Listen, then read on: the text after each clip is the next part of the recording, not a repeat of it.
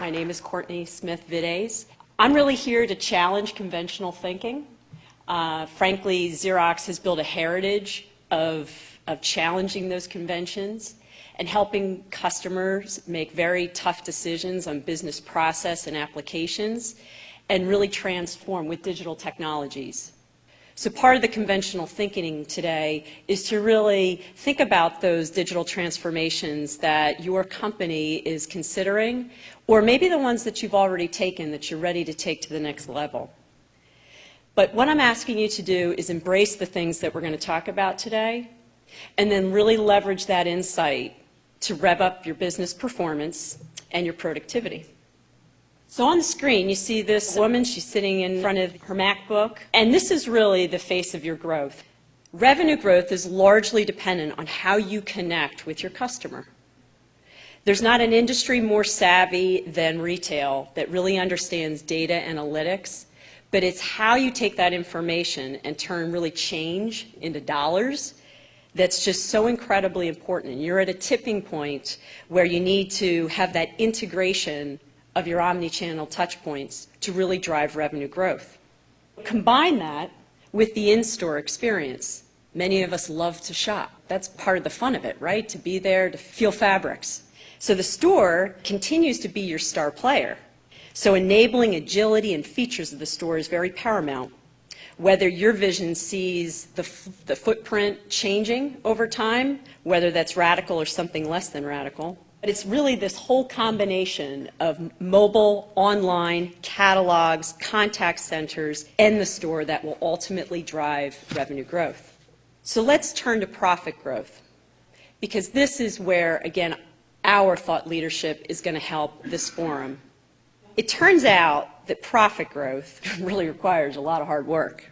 So it's continued due diligence on cost savings, and it's cost savings through store footprints, limiting SKUs, it's assessing and optimizing and managing devices inside the store, but it's also identifying the process improvements, digitizing paper-based applications, for example, and automating manual tasks that are associated with inventory, invoice reconciliation, HR onboarding.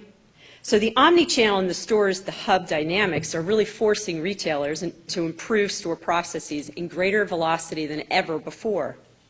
So by outsourcing non-essential and non-core tasks, document management, signage production, customer care, HR functions, for example, will drive maximum efficiencies that can deliver sustained performance. Engage best-in-class partners to assess, create a baseline, create a strategy roadmap so that you have a strategy to integrate some of these improvements in a secure way, in an automated way, and a simplified way. Because at the end of the day, ultimately, these services will bolster profit growth. So revenue and profit are dependent on two things. They're dependent on this customer experience we talk about through different channels and optimizing store infrastructure and processes. So treating the store as this multifunctional hub is a tipping point. How does this impact how the store operates? And what are the implications to the front and the back office? Because it requires technology that supports the front and back office, but it also requires processes that support both the front and the back office. And you need associates and management that can actually manage both processes. Automating processes and maximizing off-site services will better enable the stores to focus on the customer. Have you thought about how much time your associates are spending on administrative functions, on caring for devices, for example, inside the store? I mean, these are all lifelines that need to keep the store operational, but have you really assessed what that impact is to productivity and ultimately your business performance? These are significant opportunities to empower your front line while evaluating and simplifying how you handle things like receiving and returns and ship from store.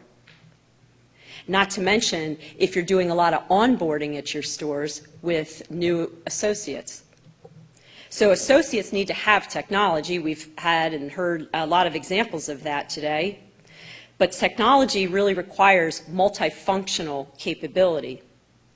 So I'm here to tell you, if you have single function technology inside your stores, now's really the time to consolidate that, to optimize that. Start bringing in more multi-function technology that can handle the demands for ship from store, inventory reconciliation, onboarding of employees.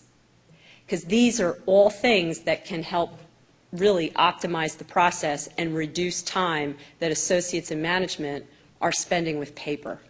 So to empower your front office, you need to equally optimize the back office. Start with the digital infrastructure. What digital technology do you have? Does the technology interface with legacy systems today? You know, it likely means a lot of printers and POS devices, varied manufacturers, varied purposes. So it's likely a clear opportunity to really standardize and optimize. So with the store as the hub, the digital print technology you have in the store is this ramp, this on-ramp, if you will, to process automation. So do you have a strategy that ensures this lifeline between the front office and the back office is reliable, secure? Is it integrated? If not, have you considered centrally managed print services or content services? If you centralize print platforms and support it under a central model, plus add in some proactive assistance and full transparency to the daily operation of all these devices, you would likely save millions over time in efficiencies and really just in cost reductions. So to deliver profit growth, you need to optimize the back office. You need to use innovation to drive productivity, powering your back office with technology and services, and probably impact your greatest areas of cost, which are labor, real estate, and assets. You know, to deliver on performance, you may need help in mapping out a transformational roadmap for continuous improvement and innovation. It's a roadmap that keeps your business agile and adaptable to moving trends and tastes. So whether you've already implemented solutions and now you're looking to optimize maybe a current solution or a current state, or maybe you have leveraged some outsourced services in the past and now you want that next-gen level of cost savings or digital transformation, I really suggest that you start with an assessment. So let's assess your analytics. Let's look at process mapping, where potential savings and business improvements may be hiding. Then let's prioritize these discoveries by business and financial impact. Let's improve performance and your current service levels while addressing security impacts and requirements on print and mobile solutions for your front and back offices. Let's transform paper-based applications and manual workflows to digital alternatives.